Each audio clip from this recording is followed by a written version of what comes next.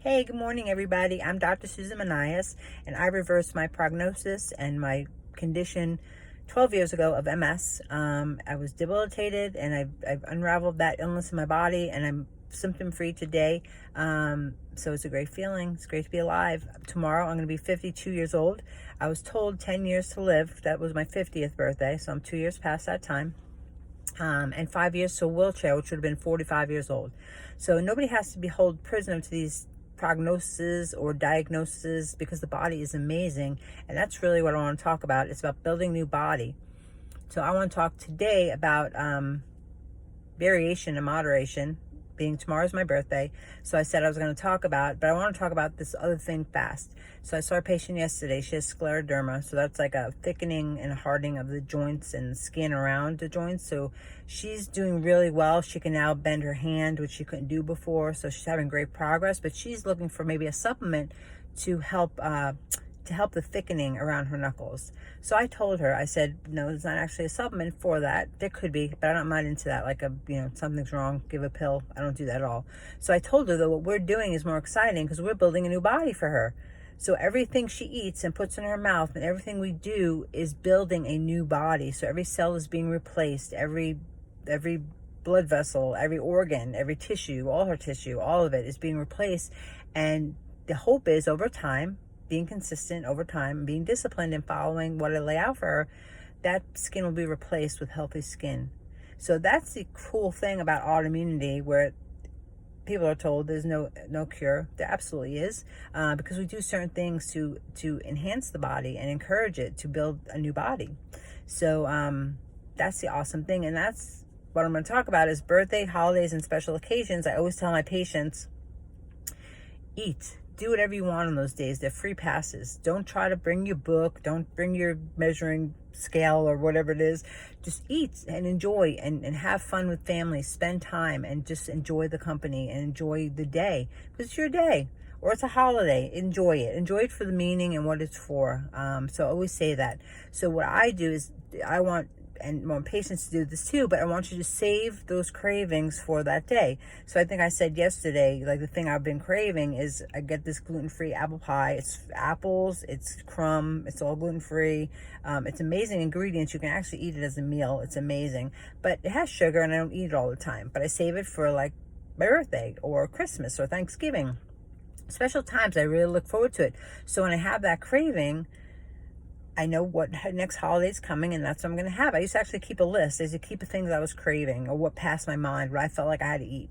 Because we'll see, you'll get enticed all the time in this world, by a commercial, a friend talking about it, going in and getting a smell in the grocery store or something. You'll smell fresh baked chocolate chip cookies, the smell everybody loves, but you can't give into that every day, or you can't give into it in the moment. You have to wait. So you have to I used to make a list and be like, chocolate chip cookies, Mexican food. I used to make all these things that I've been craving, and throughout time I'd cross them off, and about the time the day came around, whether it be birthday, holiday, or vacation, there was something I was really, really, really wanting, and I'd have it, and a little bit of it, because you know what, you're not going to feel so good if you're eating clean and following the lifestyle I tell people to follow. You're not going to feel great. So that happens too. Like I used to love Mexican on my birthday, so that would be the time I'd go out, have Mexican, have the chips, the salsa. I just let myself have whatever. I don't do that anymore, because now I know that if you have those chips, the bad oils take 51 days to get out of your body. So I learned that a few years ago, and I was like, oh, no more chips, it's not worth it. So I don't do that anymore. So I'll do a gluten-free dessert. Sugar's my thing. I always tell people that's the thing I love and have a hard time staying away from sometimes, but I have to. So I look forward to my birthday to have that free, guilt-free, have it. It's okay, do it. So that's what I wanted to share today, because if you remember back, I'm going to say 50 years ago, because when I was a kid, we didn't have sugar every day. Sometimes we did it on a Sunday or on a holiday, or, whatever it was. My mom would make a dessert, or her famous dessert, or an aunt or an uncle or a grandmother would bring something on that holiday, and that's the thing you're always craving and wanting, like aunt whoever's pie or whoever it is. So everybody has that one thing. So I always say, choose your battles. There's something that you want. So on the meal, try to be careful. Don't have to watch, but just be careful. and then just save it for that one thing. So it could be, I don't know. I can't even, food doesn't really matter to me very much anymore. That happens over the years. It just doesn't become. My first doctor, who I love dearly, who taught me so much and still does to this day, he believed in that old world thinking, and he used to say, if I could take a pill and that would be for my food supply for the day, I would do it. And I was like, what, are you crazy? Like, I've said that to people, I'm like, this man's nuts, because love food. Like, my whole family revolves around food. Everything we do revolves around food. So it's very emotional, very celebratory. So food is a big part of our lives. But I've learned to look at food in a different way, and just, go shopping and have fun looking for probiotic food or certain spices and things like that. So it changes over time.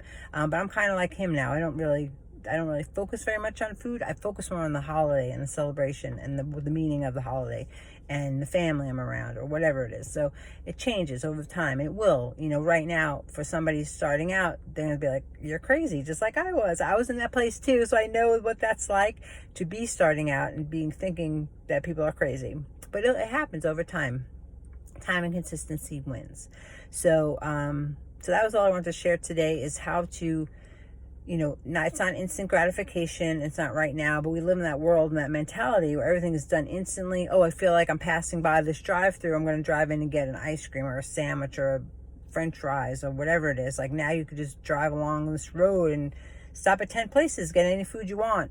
Think about how the world used to be. It was not like that. Things were not instant. There wasn't instant gratification. There wasn't instant satisfaction to a craving. They had, if you did crave something 100 years ago, you had to get up and bake it yourself. You know what I mean? So it just didn't happen back then. So think about that, because it was a much, much healthier place when food was used for its reason that it was created for, and that was for our bodies to break down and use to build our bodies, our physical bodies, our organs, our tissues.